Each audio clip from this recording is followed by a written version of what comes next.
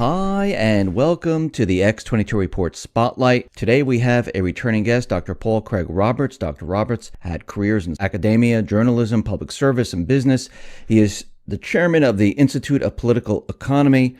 President Reagan appointed Dr. Roberts Assistant Secretary of the Treasury for Economic Policy, and he was confirmed in office by the U.S. Senate.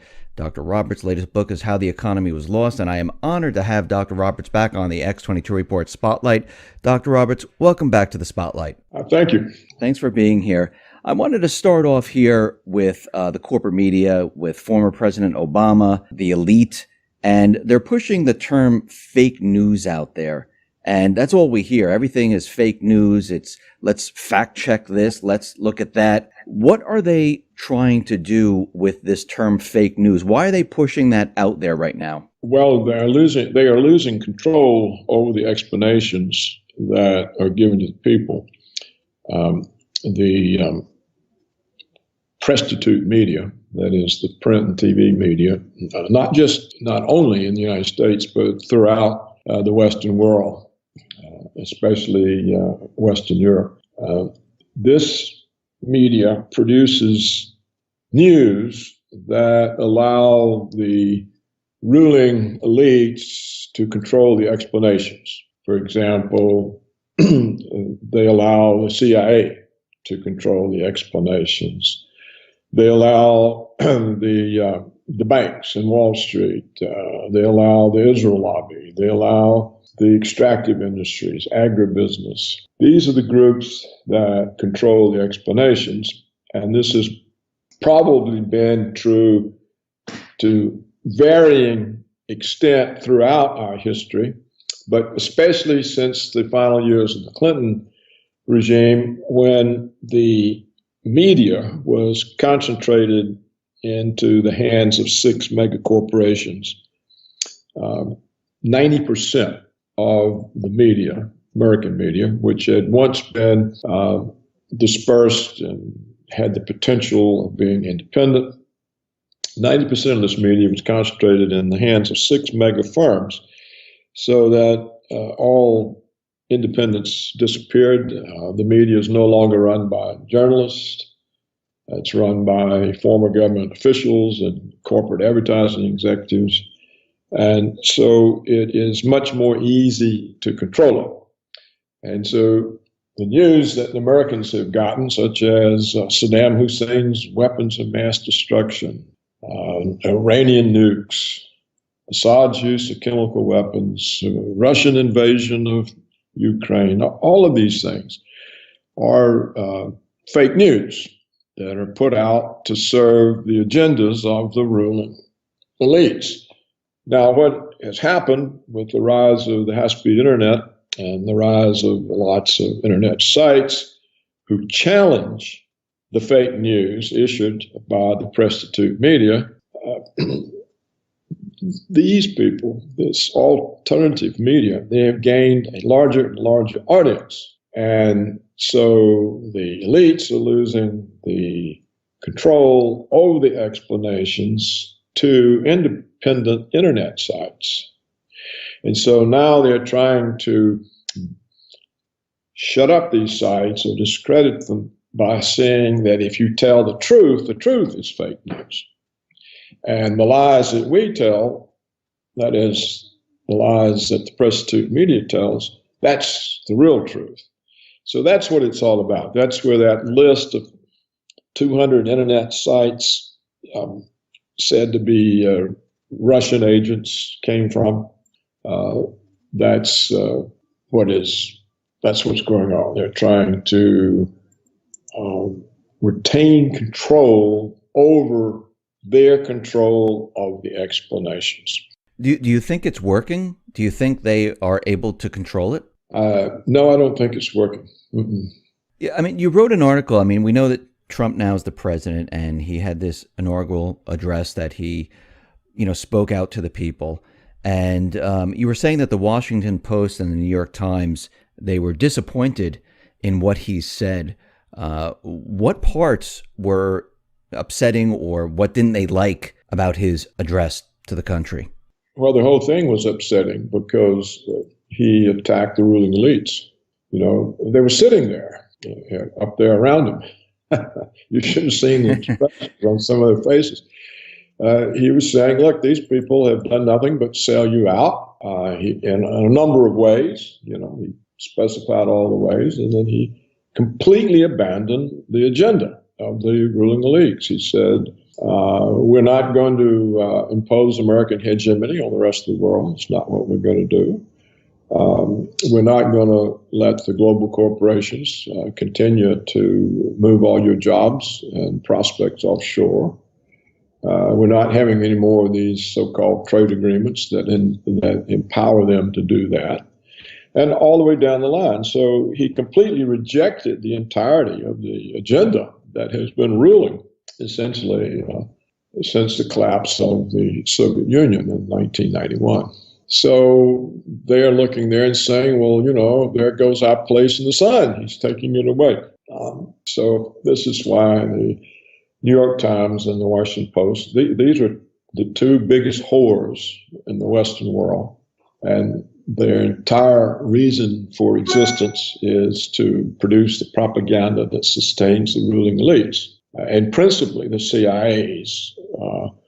I don't mean the analyst part who try to get real information and present it, but the deep state part, the covert operations part. The covert operations part of the CIA has, I think, since the Bush-Cheney regime, been taking away explanations from the analytical part of the CIA, so that you've really got two agencies there now. You've got the analytical part that still tries to perform its historic function of collecting good information and being able to give good information to policymakers. And then you have the covert part, which has agendas that are identical to those of the neoconservatives, world hegemony of the United States, and which is very interested in protecting its budget and power by fomenting conflict. So these two parts of the CIA have really gone in different directions. But it's not the traditional analytical part that seems to be prevailing, at least not in terms of the stories that are planted in the media. So this is why the Post and the Times are upset. Do you think right now that Trump is in control, or do you think the elites, they're still calling the shots? Do you think they're still do you think they're going to try to control him, actually? Well, there's two questions. Yes, they will try to find some way of controlling him. Right now, clearly, he's calling the shots. If he weren't calling the shots, he wouldn't have given that speech. I mean, what's the point if the elites are controlling him? What's the point of letting him give a speech that points out how utterly, totally corrupt and anti-American they are? So what he did in that speech in front of the whole world was to send the elites to hell. I mean, this was a complete, total rejection of them, a denunciation of them. And if they were controlling him, he wouldn't have been allowed to give that speech. For the other question, are they going to try to gain control? Do you think they are finished with trying to control what he does? What I'm saying is, will they take this to the next level? Of course they're not through. First they tried to block him from the Republican nomination by demonizing him. And it didn't work. And that's when we began to see they really were losing control of the explanations. I think this is really about the first time, well, maybe, they tried to do the same thing to Ronald Reagan, but not to this extent. So the extraordinary assault on Trump during the Republican campaign for the nomination had no effect on the outcome. He just rolled over all the establishment candidates.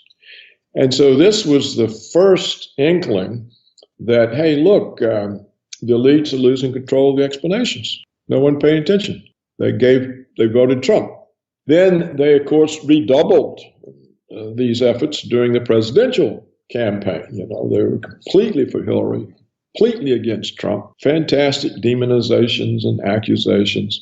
And it didn't work. So we've had a second major piece of evidence that the elites have lost control over the explanations. So then they tried to really stop him from being president. They tried to influence the Electoral College to get them not to vote for Trump on the grounds that he was elected by Putin's interference in American elections. And that didn't work. And so they tried to delegitimize him by massive protest of the inauguration. We had the New York Times posting photographs of Trump's attendance with Obama's.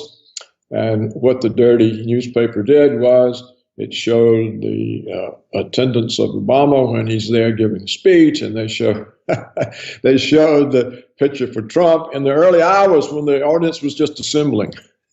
Yes, they did. Yes. When the people haven't gotten there yet. And all the pictures that we've seen since, and Brett Hume and others have made the point, it was a very large audience. Who knows, it may end up being larger. But these kinds of dirty tricks show a desperation.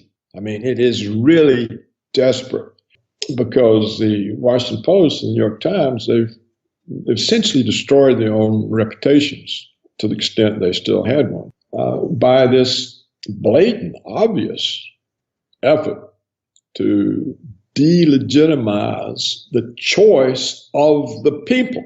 So, in effect, these two newspapers have come out strongly against democracy and against the electorate. So, no, they're not going to give up. What will happen? Well, it's hard to know, but there are many. The elites are defeated in the election, but they're still there.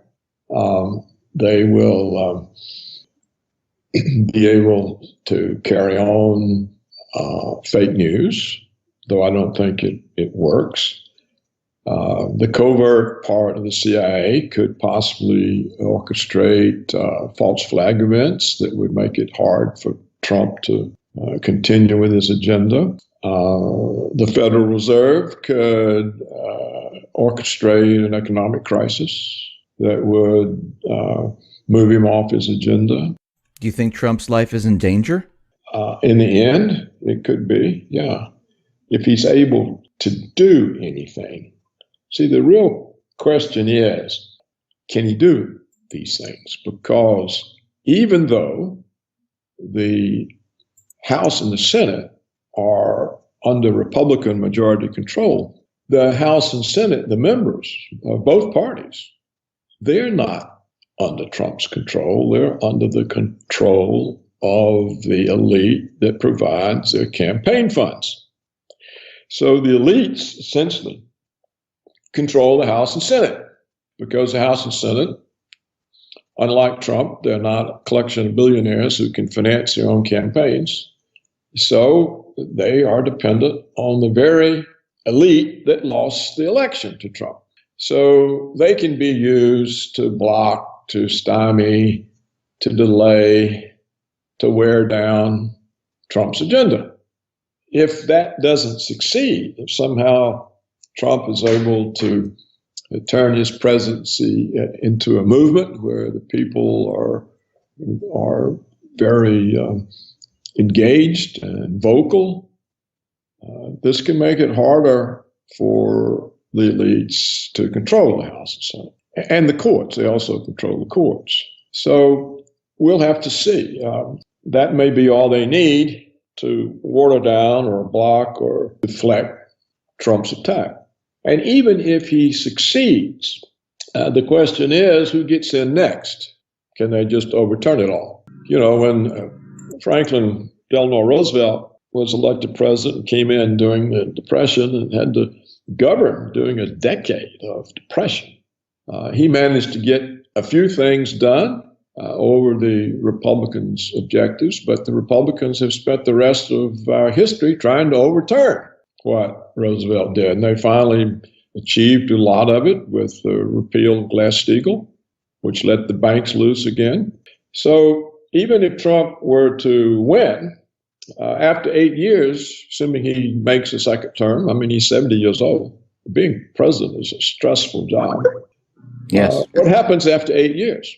Who gets in then? Is there another Trump? Is there somebody that's going to carry on and protect this?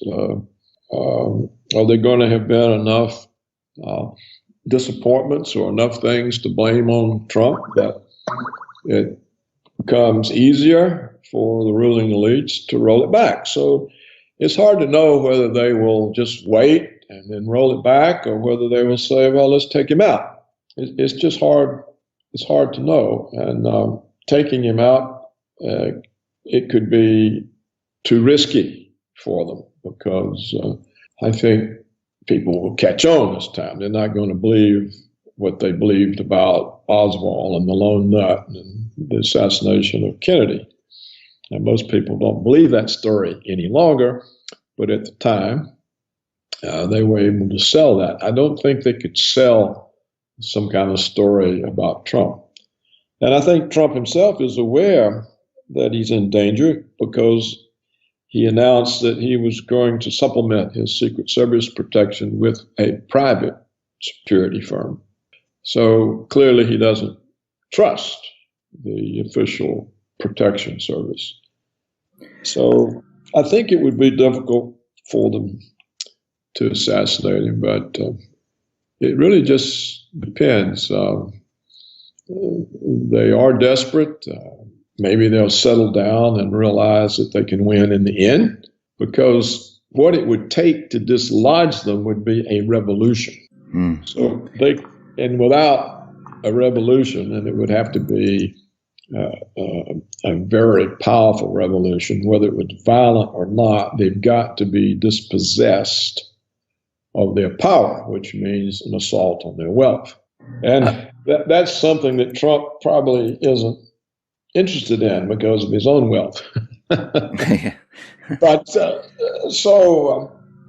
I think we'll have to just see. I wanted to turn to the economy right now. I mean, Obama left office, and we know we have a lot of manipulation, like the unemployment. We know the stock market's completely manipulated. The GDP numbers are manipulated. And, you know, we've been looking at the economy for a very long time, and the economy is not doing as well as the establishment is telling us it's doing. And Trump is out there trying to bring jobs back. He's renegotiating NAFTA. He's going to be dropping TPP. He wants to implement a border tax. With that, just with NAFTA, the renegotiation of NAFTA, dropping TPP, and a border tax, do you think Trump will be able to save the economy before the whole thing falls apart? Well, there are two issues here. The forces now driving the economy into crisis are the same ones that were there in 07, 08, and they stem, in my opinion, from the financial deregulation, which has not been corrected. And they stem from the fact that the Federal Reserve, the one that we've had for some time, does not really conduct policy in the interest of the overall economy, but in the interest of the banks, the big banks that sit on the board of directors of the New York Fed. So the economic policy of the country is conducted for the benefit of Goldman Sachs, Citibank, JP Morgan Chase, Bank of America. And it's not conducted for the workforce. Now, the only real check on the Fed's use of policy for a tiny few is the US dollar. And if the US dollar started collapsing, if it came under some kind of attack, and I don't know that it will or would or how that would come about, but if it did, since the reserve currency role of the dollar is the basis of American power, the Fed would have to abandon the banks and save the dollar. So with that as one part of the problem, let's go to the jobs.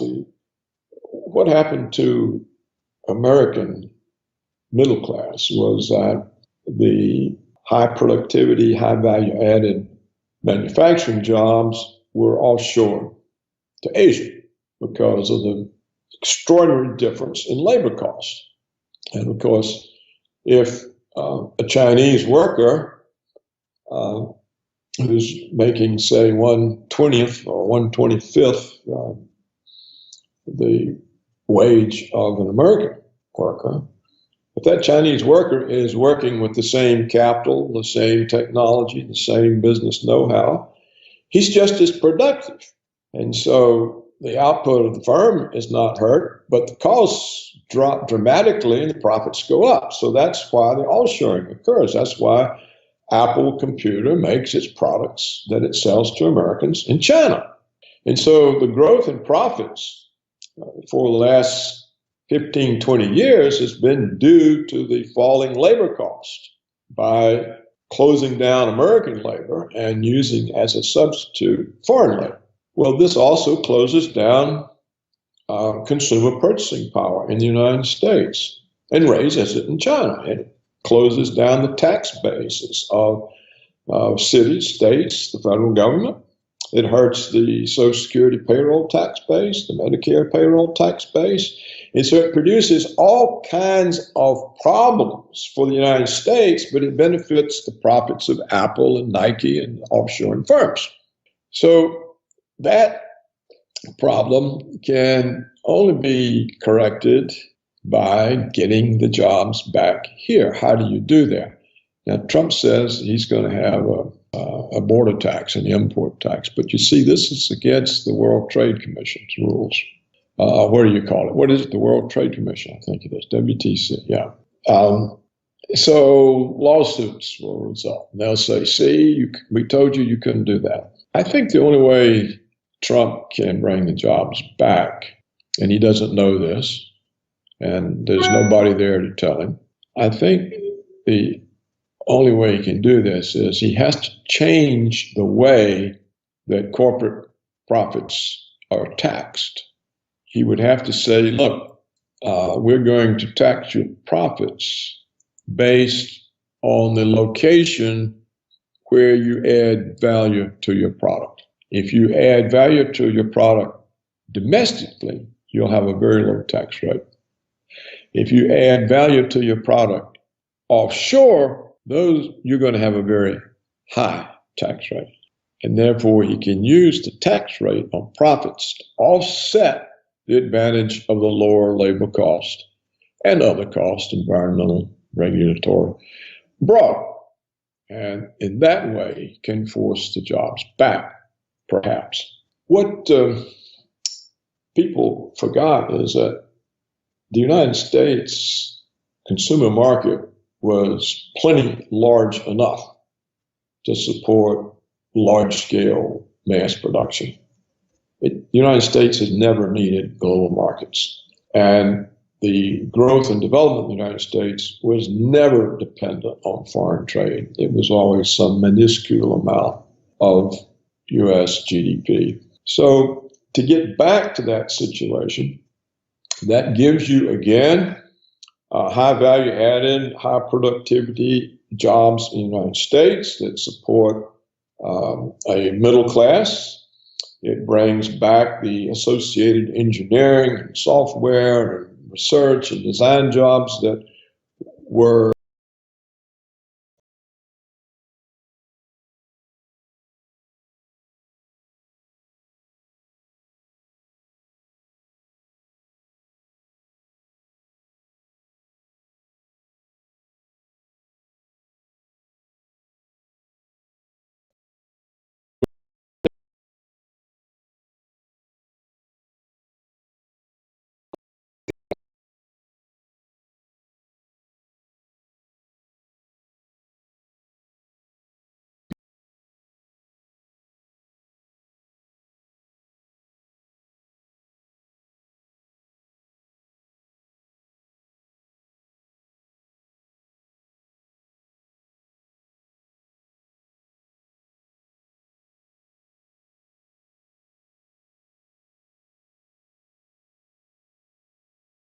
state, but like I say, whatever he passes if he's successful, that can be undone, just as Glass-Steagall was eventually undone. So it's hard to say how the elites will respond to Trump. It'll be a wait-and-see game, I think. They keep bringing up the term Russian aggression, and it looks like the elite, they're provoking Russia, and it looks like they're provoking China and provoking many countries in all different areas. Are they looking to start a war? They are looking to have major enemies that justify the $1,000 billion annual budget of the military security complex. They need threats, big enemies. It doesn't mean they want to go to war, though I think some of the crazed neoconservatives do. Some of the crazed neoconservatives there, they probably do want to go to war. But I think overall, in the military security complex, that Eisenhower warned us about, more than a half century ago. They became a permanent fixture after World War II because of the Cold War with the Soviets. Previously, if we'd gone to war, when the war was over, all that was demobilized. And the armaments industries went back to making consumer goods. But because of the Soviet threat, which was largely orchestrated, they have been entrenched for years and years, decades. And they have a huge budget, and they want to protect that budget. So that's why the threats. You see, when the Soviet Union collapsed, they didn't know what to do because where was the threat? So they kind of orchestrated the Muslim threat. But it's not a big enough threat. And so they moved back to the Russian threat. And now they've got the Chinese threat. So I think that's the main reason for the threats. Now, what they don't understand is if you convince other powers, such as Russia and China, that they're such an enemy that they may be attacked, then you do get close to war because they're not going to sit there and wait on the attack. And Putin has, on many occasions, the president of Russia, Putin, has said, look, you people don't know what you're doing. You better listen to us. You're making us feel threatened. You don't want to make somebody that carries as big a stick as we do feel threatened. Why don't you pay attention? I keep telling you, you're driving this toward war. Stop. But they don't hear, as Putin says. So there is a huge risk in that. And I think this is the reason that I was so encouraged when Trump said that he didn't see the point in conflict with Russia, and he didn't see the point in NATO 25 years after the Soviet collapse. So when you face the threat of thermonuclear war, the guy who says he wants to cool down the forces driving it in that direction, then that has to be your first choice for a leader.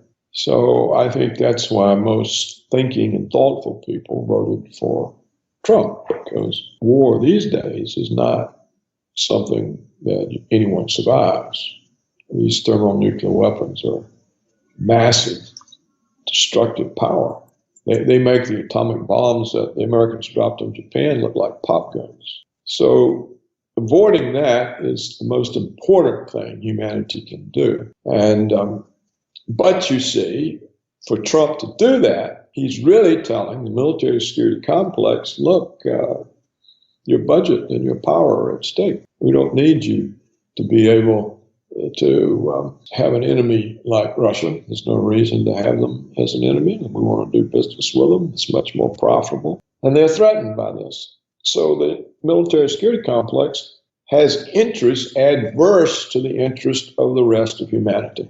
There are many people predicting that the economy is going to crash this year. Do you see the economy actually making it out of 2017 whole, or do you think the elite, because you did mention this in the beginning of the interview, that they could try crashing the economy. Do you think that they would actually try to bring the economy down? You know, only if they have to deter Trump, because they don't benefit from it, except in getting rid of a threat to their long-term agendas. So they wouldn't do that easily. I mean, it would have to be, well, it's the only way we'll be able to block his agenda or or get rid of his assault on our power and privilege. And I think they'll be slow to come to that decision. As for the economy collapsing on its own, I expected that a long time ago, and I've been amazed that they've been able to sustain it with myths and false information. And then it dawned on me it's essentially the power of the Fed to manipulate it. You know, the Federal Reserve has a complete trading desk. They can trade anything. You know, traditionally, when I was in the Treasury, the Fed bought and sold bonds to affect the interest rate.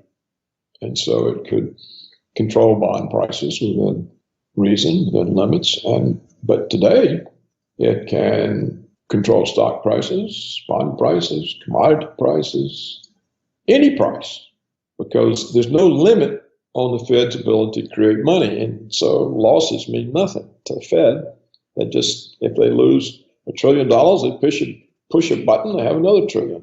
So if you've got this type of money and say the stock market starts falling because of market forces, all you got to do is go in and buy S&P futures. The market goes back up. If the gold price starts going through the roof, casting doubt on the value of the dollar, all you have to do is go into the futures market and sell naked shorts of gold, and it drives the price down. So when you've got this type of power, it essentially for years now has been able to negate or offset market forces. And the market, people in the market, the savvy ones, they realized, hey, well, let's go along with the Fed, because why do we want to go against them? They're supporting the market. We'll get richer, not letting market forces decide. So when you have that type of situation, how long can that stay afloat? It surprised me, and I sort of come to the conclusion that it can stay afloat as long as the Fed wants, unless there's a run on the dollar. But I don't know who's going to produce the run on the dollar. So that's the situation. If you look at fundamentals, with all the money and debt that's been created, the practically zero interest rates don't make any sense. If you look at the source of corporate profits, which is not strong growth in retail sales, strong growth in real family median incomes, none of that is present. So what is corporate profits? Well, it's mainly lower labor costs from laying off American workers. So they're actually having adverse effects on the domestic market. So that's the situation. Dr. Roberts, thank you very much for being on the X22 Report Spotlight. I really appreciate it. Once again, how can people see your writings and your work? Well, just go to my website. It's just myname.org, paulcraigroberts.org. Okay, thank you very much. Thank you for being on the Spotlight. I really appreciate it. Pleased to be with you.